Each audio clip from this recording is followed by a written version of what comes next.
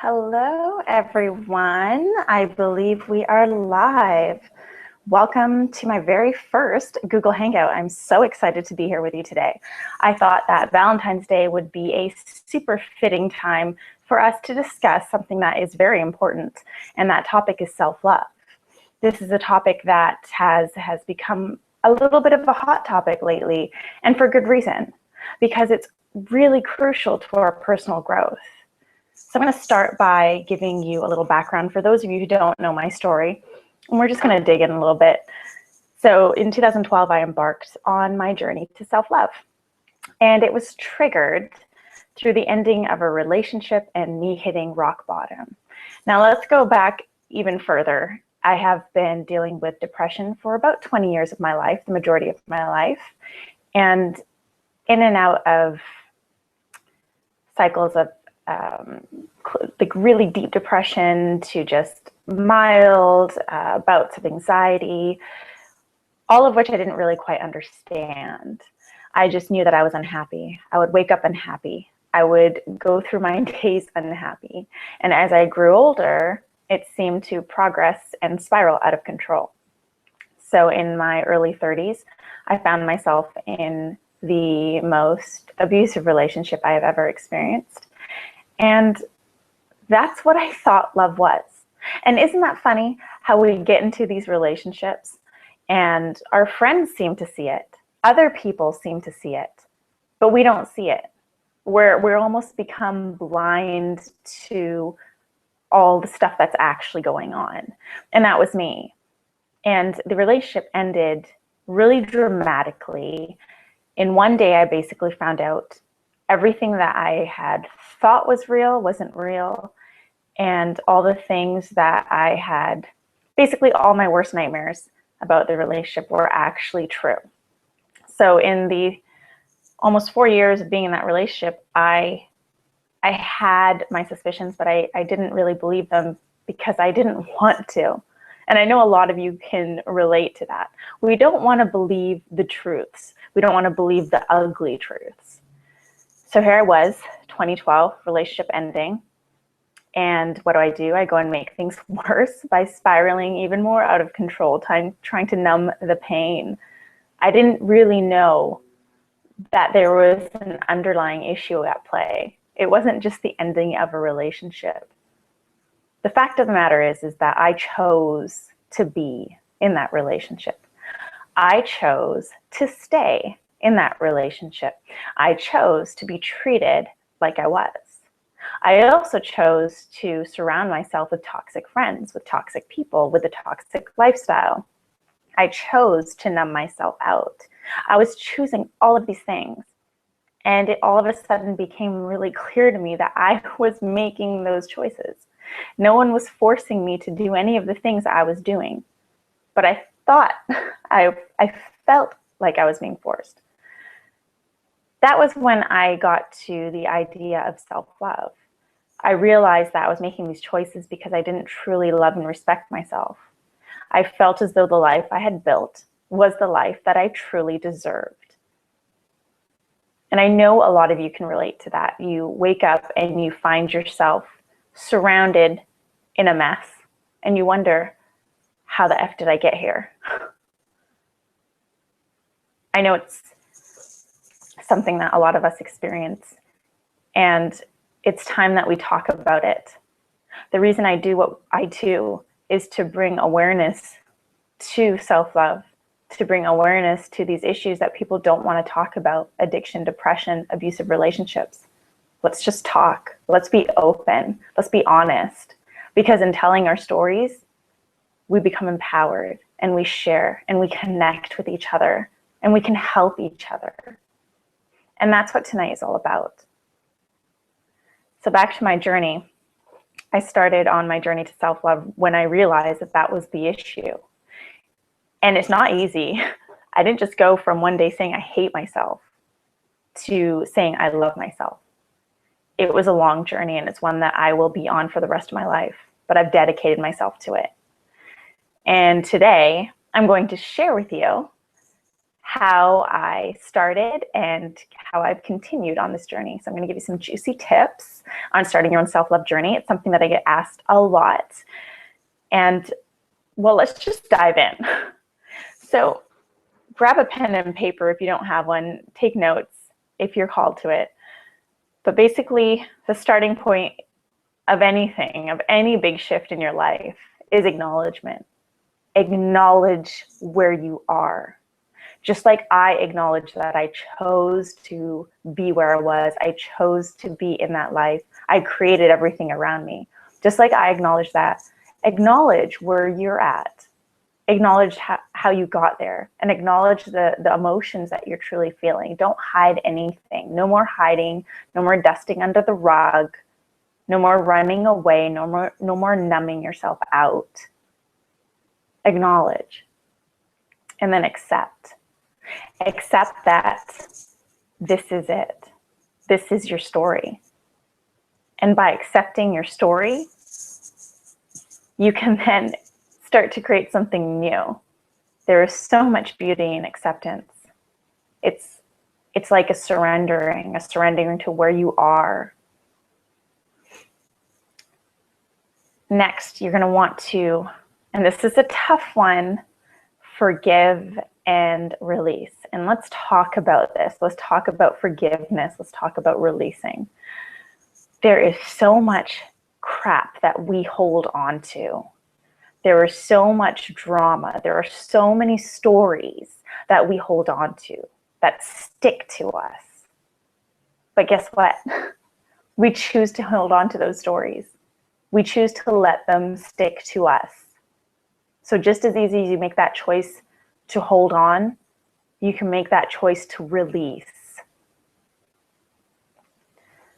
So if there's anyone in your life that you are still holding anger towards or resentment, it's time for you to let that go. And there's a real misconception about forgiveness. Forgiveness isn't condoning the other person's actions. It's not telling them you were right. It's not saying that in any way, shape, or form. I mean, I'm not asking you to go and forgive people to their face. That's not what forgiveness is all about. Forgiveness is something that you do inside. Find it in you to forgive. Because what happens when we don't forgive is we hold on to the anger. We hold on to resentment. We hold on to all of those low vibrational energies. And they hold power over us. They keep us feeling stuck. So forgive for you. Forgive others for you. Forgive others so that you may move forward. Forgive others so that you may release those negative vibrations. Forgive others so that you may fly free into the next chapter of your life. And don't forget to forgive yourself. That one's a tough one. You have to remember that you are only human and you are learning a bunch of lessons. And that's what life is about. We're here to learn. We're not here to be perfect. We're not born to be perfect. We're here to learn, and we're here to complete our assignments. So cut yourself some slack and forgive yourself. Forgive yourself for any mistakes that you've been holding on to. Forgive yourself for any actions that you feel shame towards. Let go of those feelings of shame. Let go of those feelings of guilt. It's okay. You're okay. You are loved and you are supported by the universe more than you could ever imagine. So allow yourself to fly free into the next chapter of your life by forgiving. And to help you with that, the piece about forgiving, there are two things I'm going to share with you today. One is a forgiveness letter. You can write a forgiveness letter to every single person you'd like to forgive. And this is something I learned from Gabby Bernstein, and I absolutely love it. I still use it to this day. Whoever it is that you want to forgive, write a letter to them. This isn't a letter that you're going to mail to them. They won't ever see it. This is just for you. Write the letter. Write down all your emotions, everything that you feel, and then release it. You could have a burning ceremony. You could rip it up into pieces, whatever feels good. And then write a letter to yourself. Forgive yourself. The second piece of that is what I like to call the Care Bear stare meditation. And what you're going to want to do is sit cross-legged on the ground, and you're going to imagine yourself sitting cross-legged across from you. Your eyes are closed and you're envisioning yourself in front of you. And if you're trying to forgive your 14-year-old self, picture your 14-year-old self sitting in front of you. If you're trying to forgive your 11-year-old self, picture that in front of you, or your current self, whatever it is. And as you close your eyes, you start to breathe in and out. And then you imagine from your heart chakra that there's a ray of light going into yourself in front of you. And that from yourself, the person that you're envisioning in front of you, you feel that ray of light coming back. And so it's an energy exchange. And you continue doing this and start practicing maybe 5 minutes a day and increase it to 10 until you really genuinely feel the love. That's just a little tip to help you forgive. So forgiving and releasing, it's a very crucial step. It's very hard and it can be very difficult. But once you do it, I promise you, you're going to feel so free. Next, we move on to taking ownership, or as I like to call it, own your story. People own your fucking stories. Okay, for years, I allowed myself to feel ashamed and guilty of my past. I allowed myself to hate my past, to detest it, to want to throw it under the rug, to hide it, to crawl away from it. I felt defeated by it. But here's the thing. The more you hold on to those feelings of anger, resentment, defeat, the more your story holds power over you. So it's holding this cloud over you. This also makes you feel stuck. This also keeps your energy from moving and flowing where it's supposed to be. So own that story. Understand that, the first step in acknowledging and accepting, you've already done that work. So you've acknowledged and accepted that this is your story. Now really own it. I like to do an own your story exercise. So in your journal, you can do this and you write your story. And this might take an hour. It might take 5 hours split up over 5 days, but write your story, allow it to flow. Allowing yourself to write right after meditation or right upon awakening is a really divine time to write because you'll let it just flow from your heart. But start writing your story, everything that you've been hanging on to, and then own it. Because every single experience that you have lived through has brought you to where you stand today. Everything. So own it, because without that, the foundation under you is going to crumble and you will fall through. Use those stories as your foundation to build you up. Next, we move on to the detox. And just like any other detox that you'll experience in your life, from food, alcohol, anything, you might feel a little bit depleted in this stage. So just be cautious of this. Detox is detoxing from all your negative habits, any negative behaviors. That voice that we let ourselves get wrapped up in, the voice that says, oh, I'm not worthy. Oh, I can't do this. Oh, I shouldn't do this because I'm not good enough. I don't deserve this. That's one of the behaviors you want to let go of. That's negative self-talk. So decide what your negative behaviors are. Figure that out. Write down what you're doing that you would like to stop. Make a list of the people who bring you down. People in your life, friends who aren't necessarily there for you in the best interest, in the highest of good. Friends that are not serving you in the highest of good. They do not need to be in your life. You don't need to hang on to these friendships that are bringing you down. When I went through this stage, I let go of about 85% of my friends. It was a lot. I felt really lonely. But guess what? When you do that, you make more room for the friends that offer real value in your life, the friends that bring actual light and love and support. And that's a really beautiful thing. You create the space in your life for beauty and love when you get rid of all the negativity. So detox is about creating that space. Get rid of your negative habits. Get rid of your negative behaviors. Get rid of your toxic friends. And you don't have to do it all at once. Just start little by little. Perhaps start with the negative self-talk. Anytime you hear that voice coming up, speak back to it with love. Maybe start by just a few friends that aren't really there for you. You don't have to do everything all at once. It's all about baby steps. It's all about being gentle with yourself. And just as important as detox is in this journey, so is refueling. So as you detox, say you take out, I'm going to stop partying until 5 in the morning. I'm going to stop going out every night of the week. Well, replace it with something so that level of depletion doesn't carry you down. And I'll give you an example. So for me, instead of going out pretty much every night of the week, I replaced that with yoga. So in 2012 is when my love for yoga began. And yoga became a really safe and sacred place for me. The studio was a place where I could cry if I needed to. It was a place where I felt less lonely because I was surrounded by people. I didn't know them, but at least I wasn't lonely.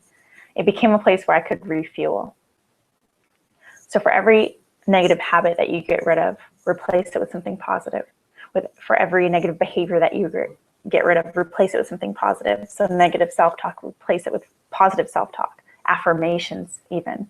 If you're used to saying I'm not worthy, replace it with I am worthy. I am fucking worthy. Excuse my language. Next, this is a good segue into create positive shifts. So the refueling is all about the positive shifts. So say you've incorporated now yoga or a positive self-talk. You want to keep up with those shifts. You want to keep those shifts moving forward so that you continuously grow on your path. So you're going to find that the more you grow on this journey, the easier it's going to be to just let go and release of all these negative patterns, of these toxic behaviors. They're just going to just slide right off of you. And it's going to become easier to fill in those gaps with positive things. So continue to embrace the positive shifts that come your way. Continue to try new positive things in your life.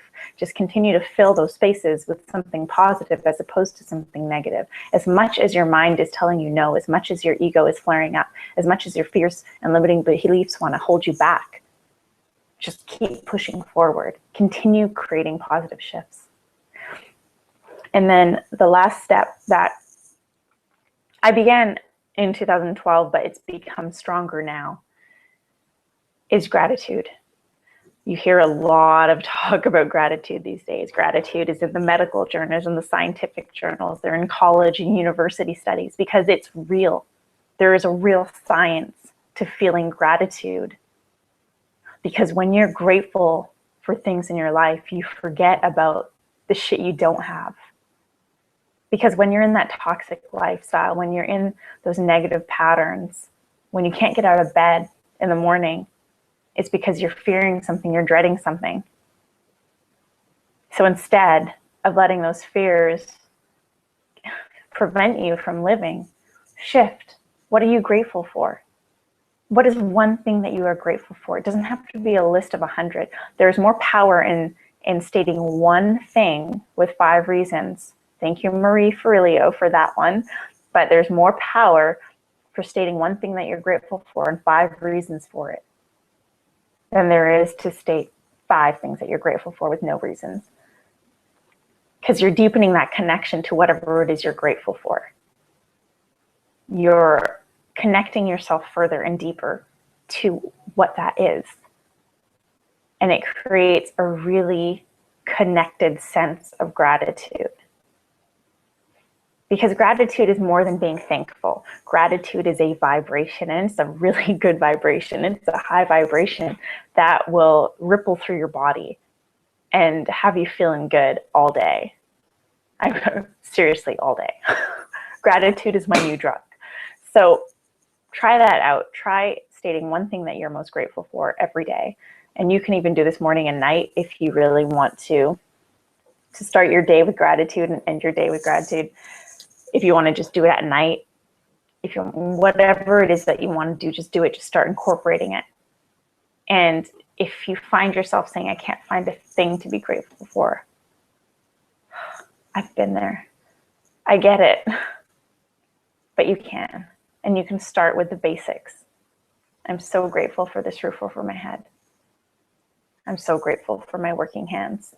I'm so grateful for my working feet. I'm so grateful for my ability to speak. There are many things to be grateful for.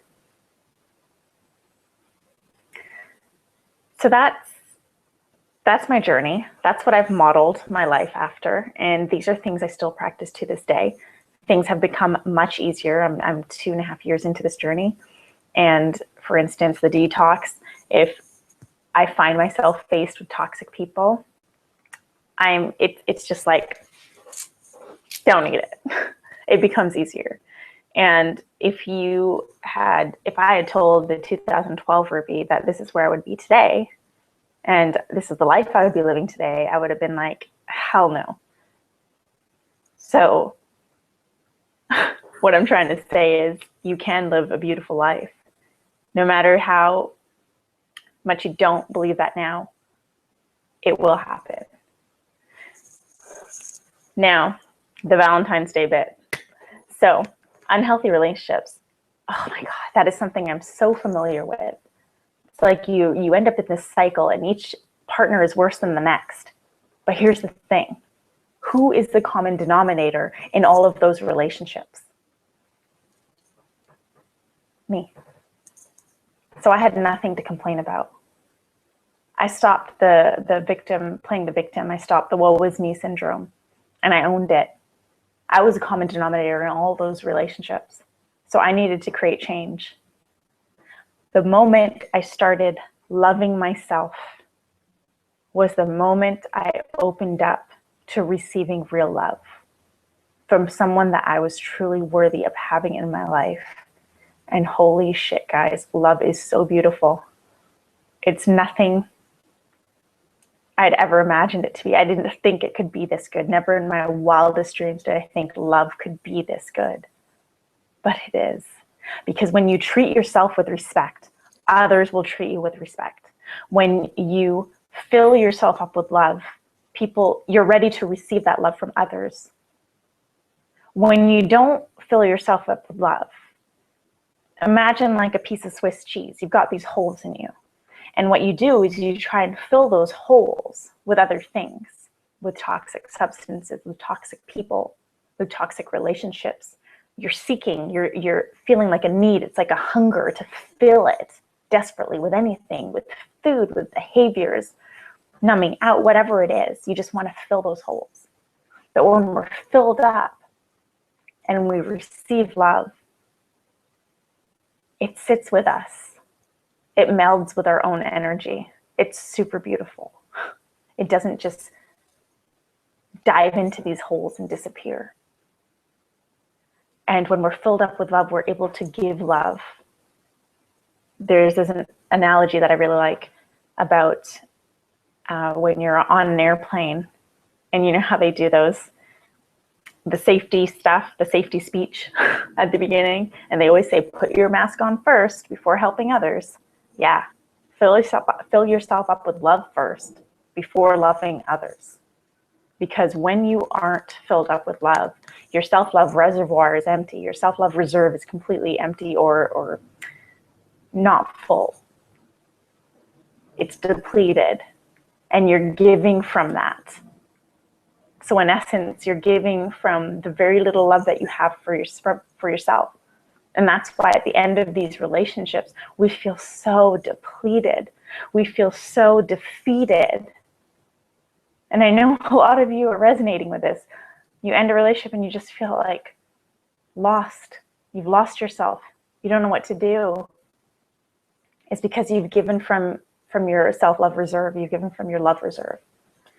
So when we fill that reserve up, and even to the point where it's overflowing, we've got all this awesome love to give to people without giving away what we so rightfully own, what we so rightfully deserve, because you above all else deserve your own love. So I hope this is starting to make sense. In the terms of relationships, I know a lot of people say, well, I do love myself. Okay, but really, let's get real. Okay, did you love yourself fully for everything that you are, all that you've been, and all that you will be? Have you forgiven yourself for everything? Can you look in the mirror and say, I love you? Trust me, that one's hard. I was only able to start doing that last year. Self-love is more than just taking care of yourself. It's really being in a solid relationship with yourself. Because once you're in a relationship with yourself, you can have a healthy relationship with another person. So if you're feeling like your friendships aren't serving you in the highest good, if you're feeling like your partners, your boyfriends, your girlfriends aren't serving you in the highest good, ask yourself, am I serving myself in the highest good? Am I giving myself what I need? Am I tending to my needs?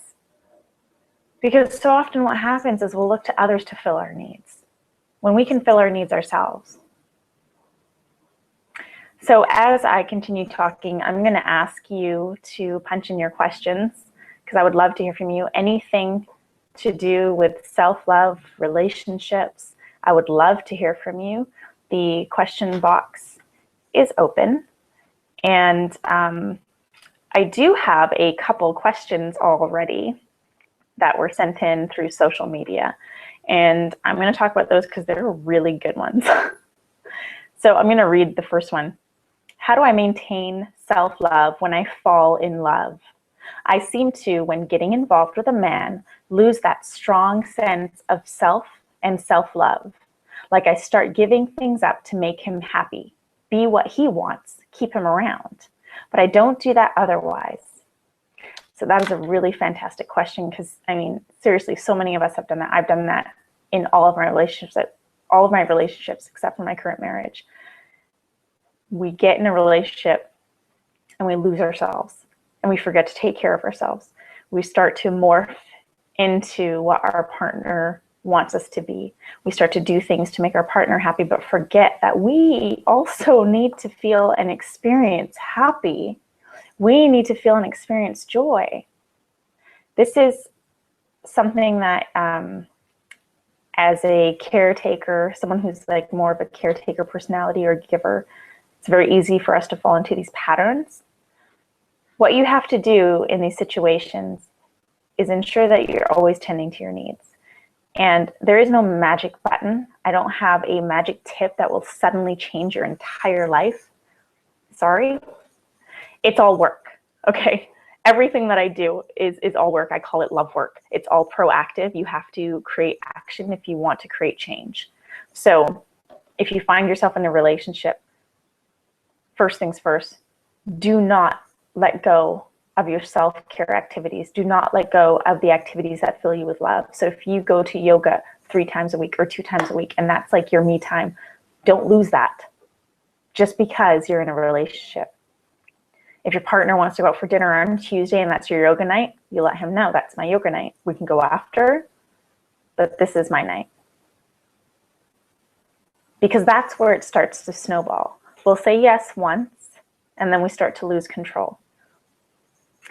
The other piece to that is because we're not completely filled up with self-love and we don't quite feel super worthy, we'll have a fear of losing that partner.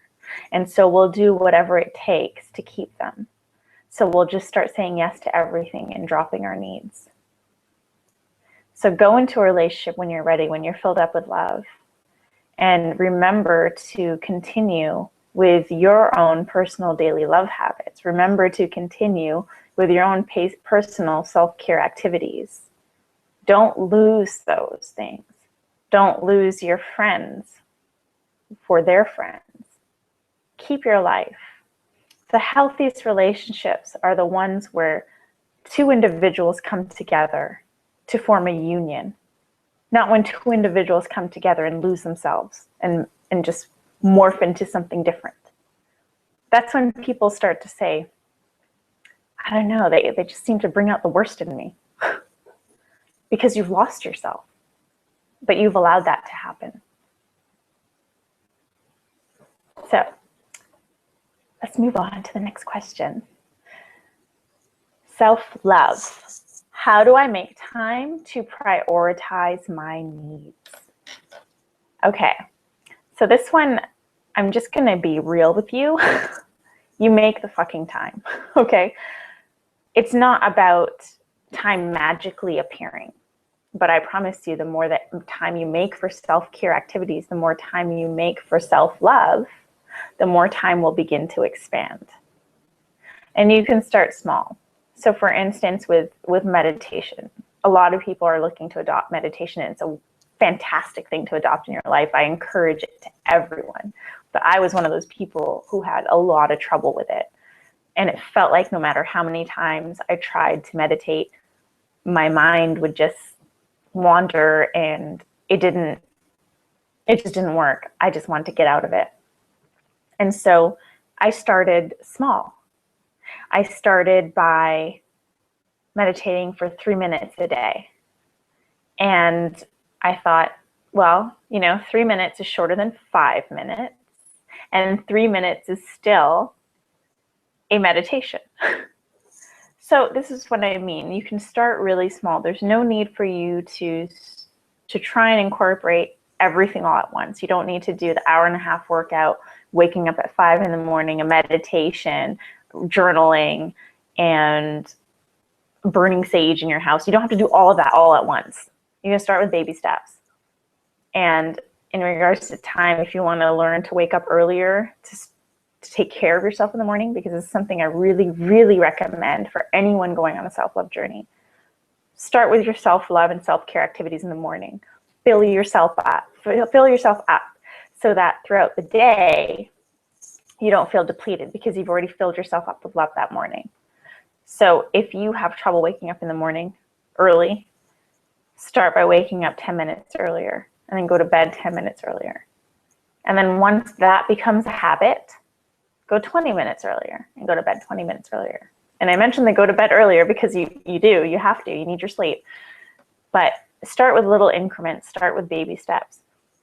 And the more self-love activities that you include in your life, the more time will expand. And here's what I mean by that.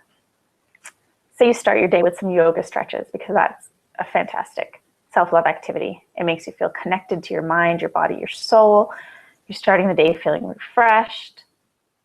Now carry that feeling throughout the day. You're refreshed. You're feeling energized. You're feeling loved. And the whole day goes by really well. Now start your day with just being frantic. Your alarm goes off. You rush out of bed. You get to work. You're feeling frazzled. See where I'm going? Yeah. It starts to become a little bit of a shitty day. So time doesn't necessarily literally expand, but time will feel like it's expanding because you're enjoying each minute that goes by a little more. So in regards to that one, let's talk about some self-love and self-care activities that you can incorporate. So we've got meditation. Journaling is something that I love to do. I encourage journaling with a pen or pencil because you connect to your intuition better than if you were to type. You can go for walks. I love the beach. I love being outdoors. So I'll always include a midday walk with my dogs. You've probably seen them on my Instagram account. They're really cute. I like to include a midday walk with my dogs. And if you do live by the water, I encourage you to be close to the water as much as you can because the water is very therapeutic. If you live in a rainy city like my hometown of Vancouver, perhaps sitting by the window when you meditate to hear the sound of water. Reading is a great self-love, self-care activity. Anything that involves something that brings you joy, something that brings you light, something that lifts you up. Anything that does that in a healthy way, not in an artificial, toxic way, in a healthy way. Do more of that. Incorporate some of that into your life every single day. And next, I'm hoping I get a few more questions here, but I've got another one for right now. What can I do when feelings of unworthiness stop me from doing the things I want to do? Okay. I sigh on that one because that's a big one. And I'm not perfect. I am perfectly imperfect. And I still experience that to this day.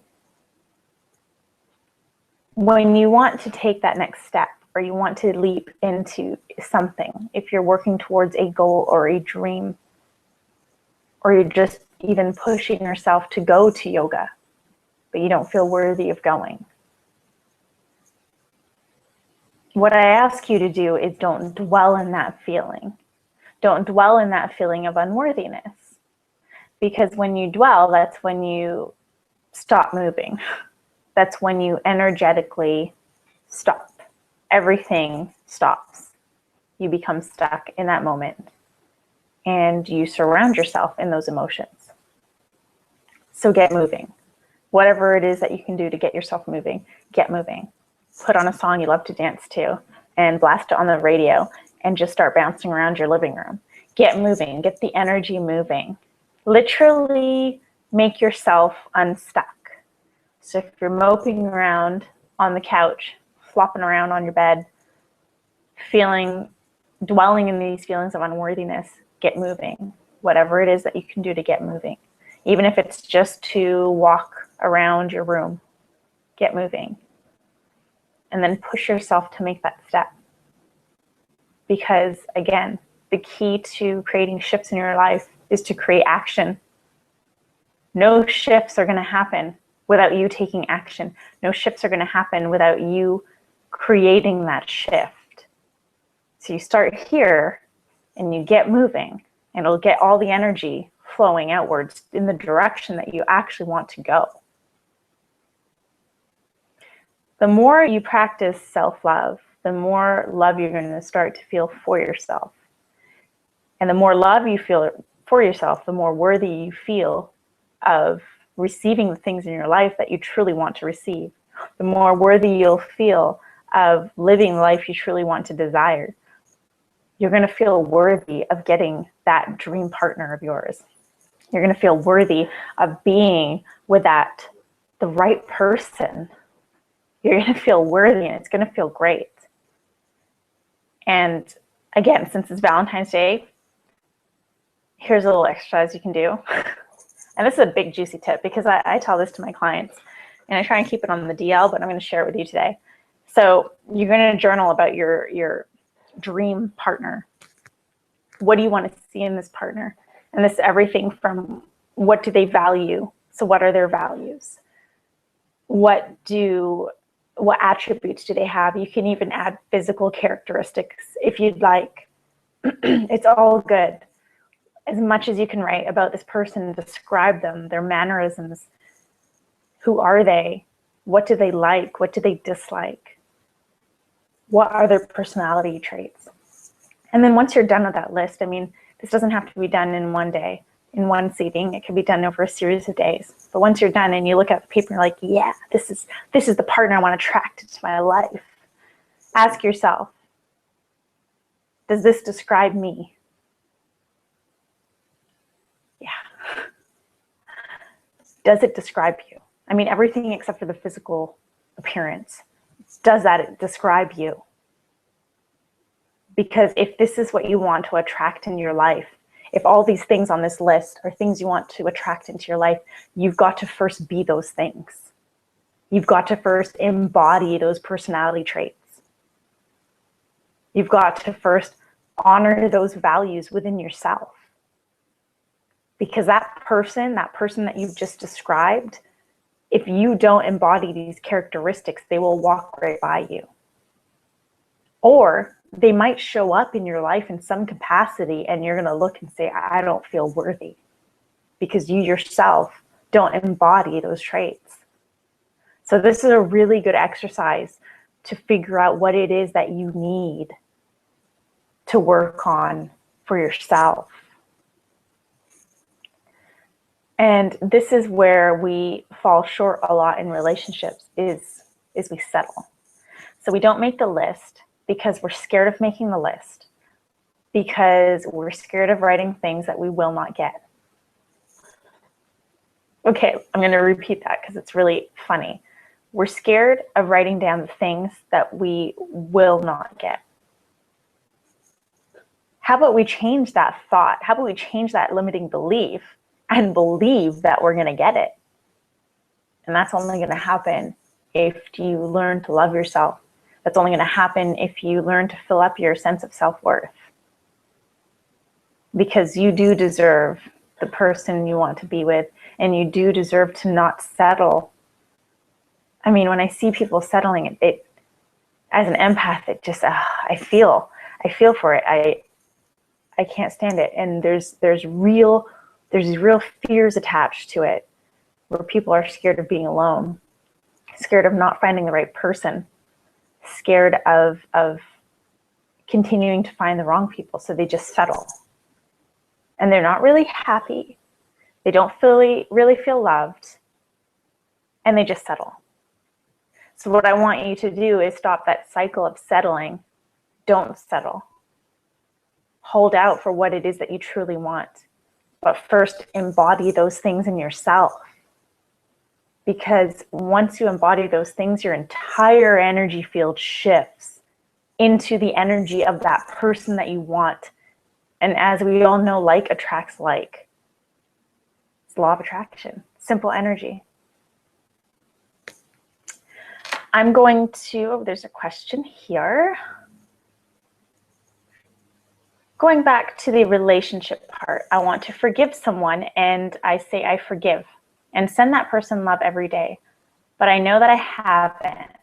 I have expressed my feelings multiple times, and I do want to move on, but I'm stuck. What should I do? Okay, that is a good question. Thank you, Rosalie, for asking. This is something that I firsthand experienced. I actually thought that I had forgiven someone, and holy crap, I didn't. And it just kept coming up in my life. And the universe kept sending me the same assignments, like the same experiences, similar experiences, to test me. And I was wondering why this was happening. And it was because I hadn't really forgiven. I hadn't really moved forward from that experience. So it's more than just expressing and sending. It's really feeling and understanding what happens when you forgive. So in this case, if there's someone that you're looking to forgive, like really forgive, ask yourself, what am I giving myself permission to do if I were to forgive this person? What do I give myself the freedom to experience if I forgive this person? Focus on what will happen after the forgiveness. What will you feel after forgiving?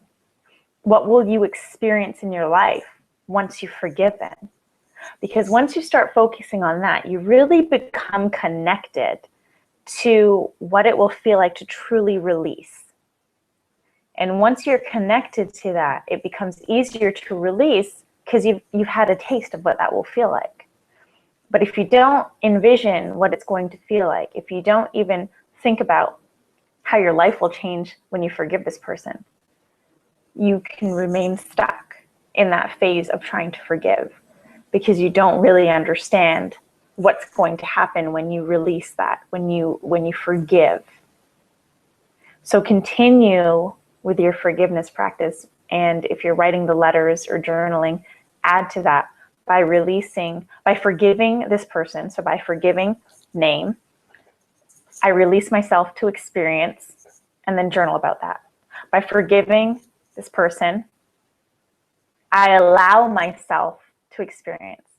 By forgiving this person, I give myself permission to, and then finish that sentence. And then once you start practicing forgiveness in that manner, you'll start to get the whole realm of what's going to actually happen when you forgive. You're going to see the light at the end of the tunnel. And when that happens, you'll start to to walk towards that light rather than just looking at it from afar.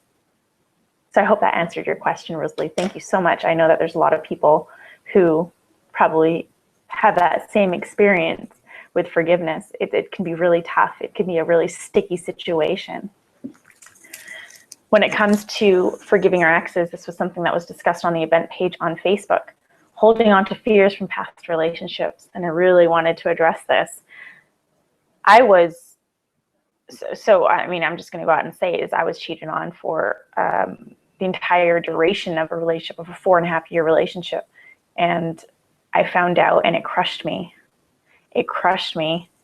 And that is not an easy thing to let go of. The thought of being cheated on. And that all tied into my self-worth. I mean, I chose to be there.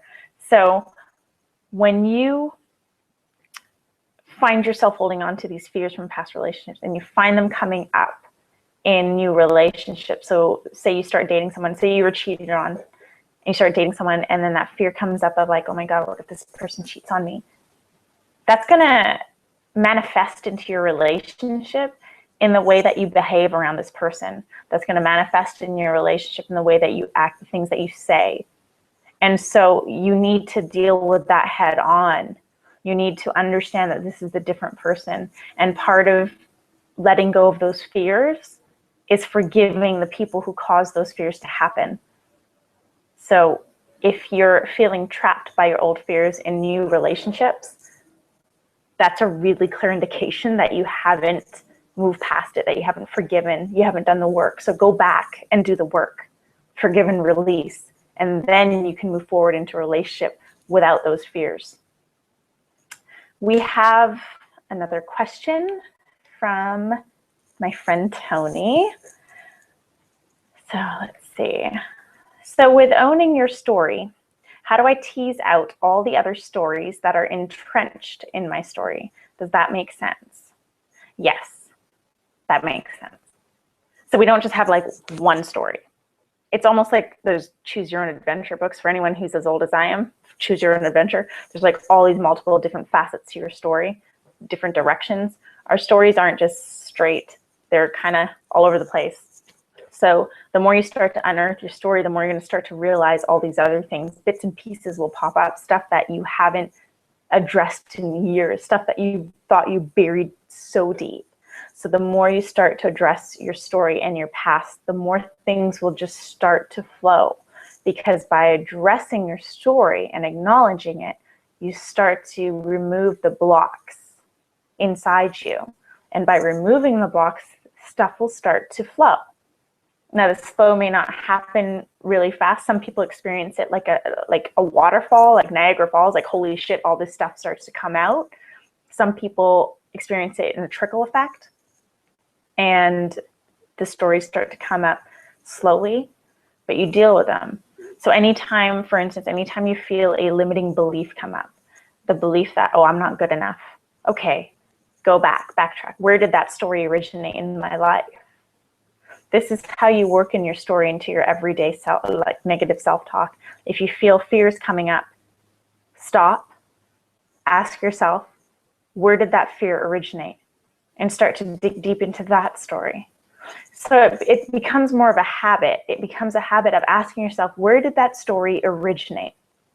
Where did this all begin? And get into the habit of backtracking to where it all began. Because once you figure out the root of the story, once you figure out the root of the cause of your fears, your limiting beliefs, you're able to deal with it head on. You're able to see sometimes how crazy this belief has gotten over the years, like how big it's gotten when it started off small. So to answer your question, Tony, when you begin to start owning your story, you don't have to tease out all the other stories. They're just going to start to come out. They'll start to flow. And don't force them. Be gentle with yourself. Be gentle with yourself during this process, and just let them come out. Thank you for your question. Next question from Emily. I'm just loading it up. How about if you have a hard time letting go of someone who you know isn't good for you? You don't talk to them at all or have any contact, but it's still in your train of thought. How can we let go easily with self-love? That's a good one. So I think we can all relate to that, where we have someone or multiple people in the back of our mind that kind of live there. They're not in our physical world. We don't call them, we don't hang out with them, we don't talk to them, but they live in the back of our minds. So here's the thing with that. We're allowing them to live in that space. And by allowing them to live in that space, we're giving them our power. And I was told this a long time ago, the giving of your power. Whenever you allow someone to hold that power over you, whenever you allow someone to live in the back of your mind, whenever you allow someone to, the ability to change you or take you off course, that's you giving them the power. So start to understand that this is what's happening, is that you're giving your power to them for whatever reason. You're giving them residency in the back of your mind. And you know what? You're the landlord. You can kick them out. They don't need to live there. You're choosing to hang on to that piece of memory. You're choosing to hang on to that fragment for some reason.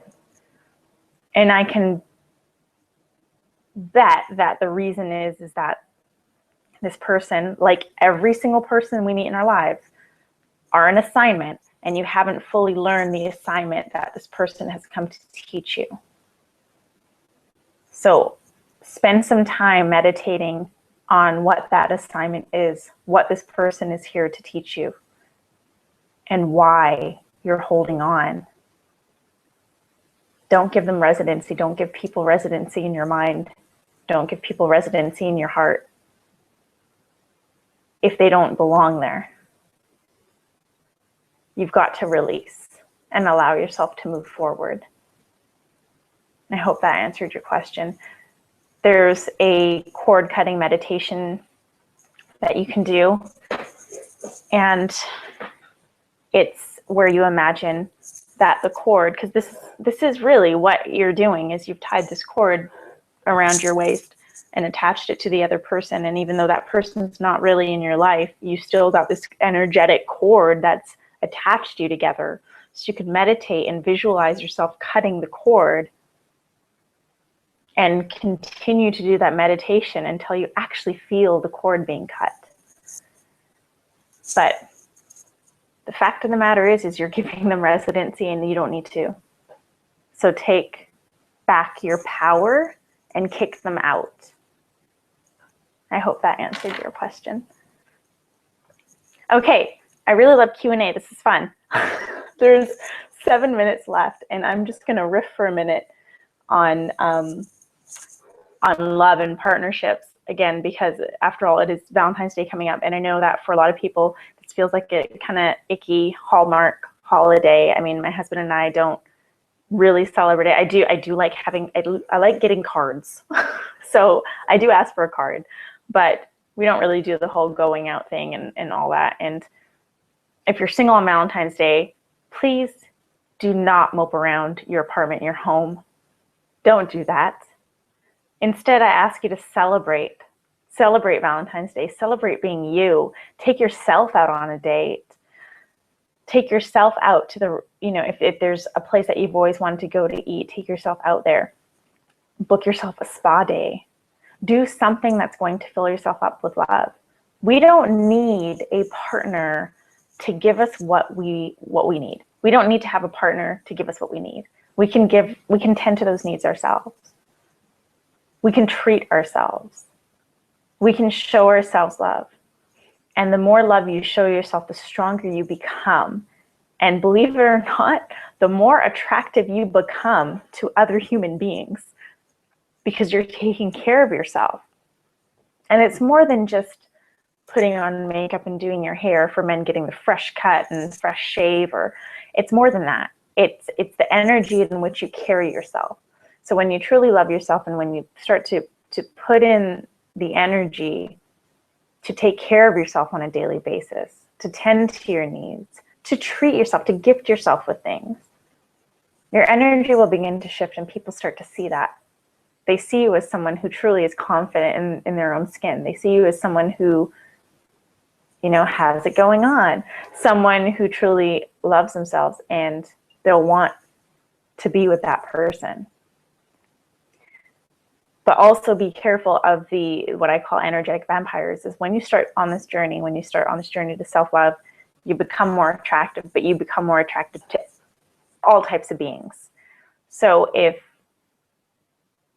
be cautious of still attracting the wrong people, because these people aren't now going to be attracted to you because they know they can take advantage of you. They're going to be attracted to you because they want some of your energy. That's why I call them vampires. So be really cautious and only share your energy with people who are serving you in the highest good. People who you can have somewhat of an equal energy exchange with, not here and here. You want to bring it here. You want to have an even energy exchange. And whatever partner that you bring into your life, you want to experience that even exchange of love. You want to feel it reciprocated and not one-sided, because isn't that such a common problem nowadays, relationships?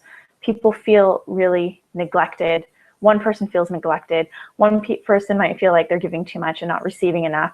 And I mean, if that's what's the case in your relationship, you have the power to stop that. And I'm not saying you have to rush and break up with the person if this is actually the right person for you, but talk about it.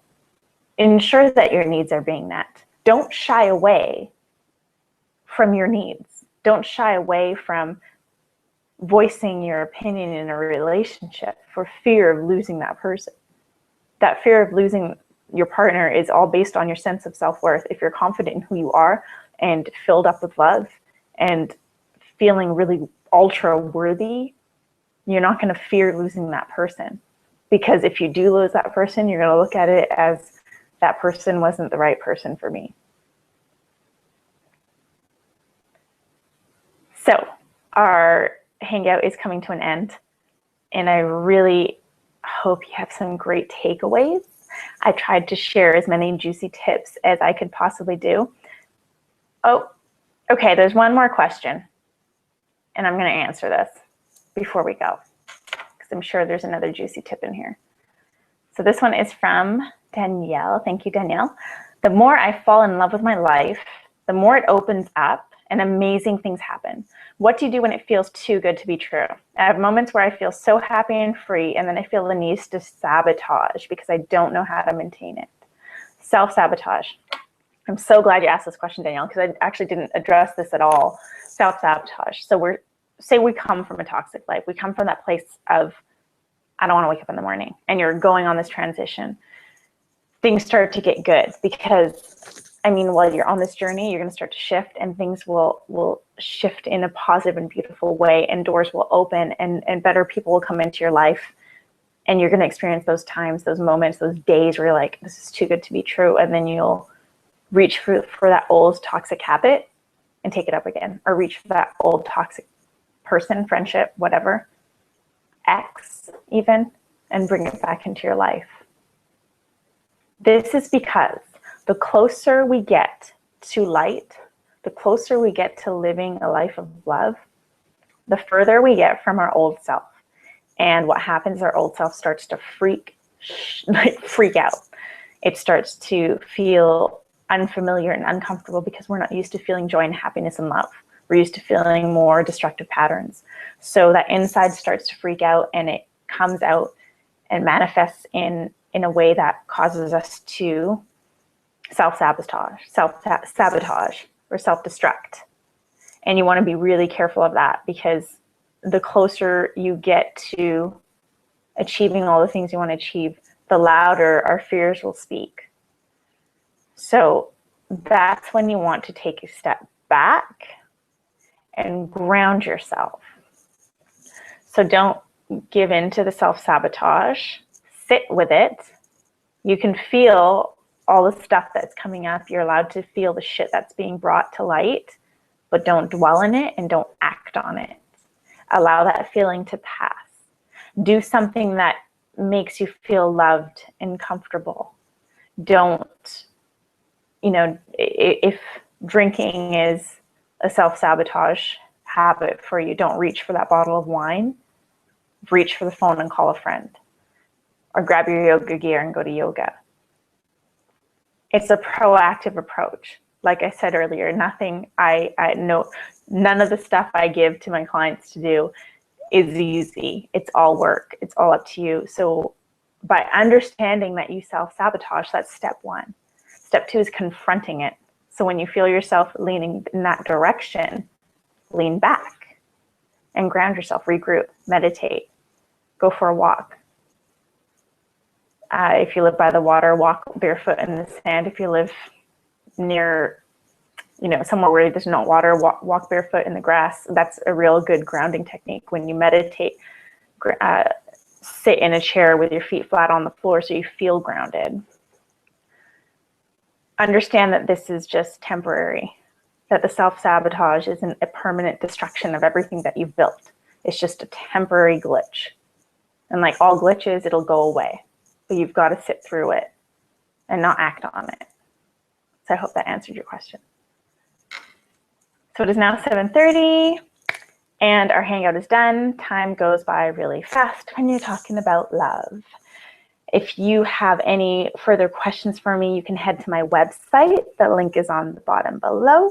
I've also got my social media handle at @IamRuby. You can find me on Instagram, Twitter, Pinterest, Facebook. I'm kind of everywhere. And if you have any questions after this hangout, please feel free to reach out. I will answer you. I'm really good at that. And thank you to everyone who tuned in. I'm sending you so much love. Celebrate yourself this Valentine's Day. Celebrate you and celebrate the beginning of your own self-love journey. I'm sending you all love and light. Namaste.